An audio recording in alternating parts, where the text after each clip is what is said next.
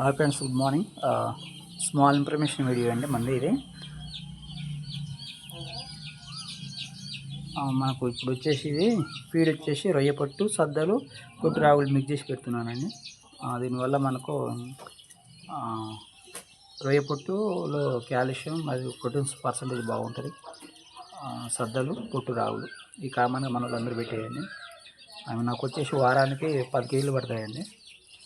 మనం ఇంత ఖర్చు పెట్టి ఇలా చేస్తే కోళ్ళు తీసేపోయి దాదాపు ఇప్పుడు నాకు ఒక 30-40 వేలు వచ్చే ఉన్నాయండి.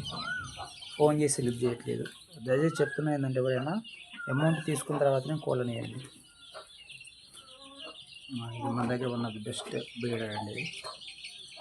ఇది ప్రజెంట్ రెస్ట్లో ఉంచాను. దీంట్లో పెట్టిస్తున్నానండి ప్రజెంట్. ఇంకో విషయం ఏంటంటే, ఇప్పుడు పటాలు నేను ఒరుగులే లోపల వేసానండి.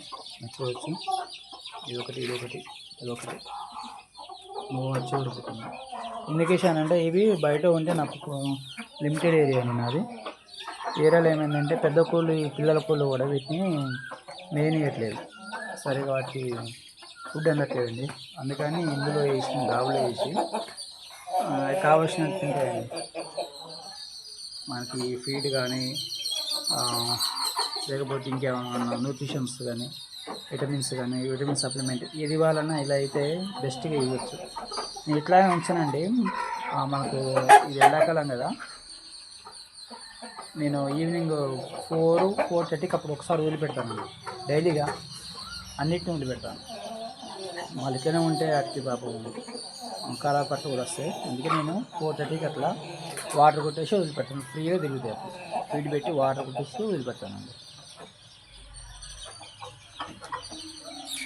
నా సజెషన్ ఏంటంటే, మీరు కూడా కోడి బక్క అవుతుంది అంటే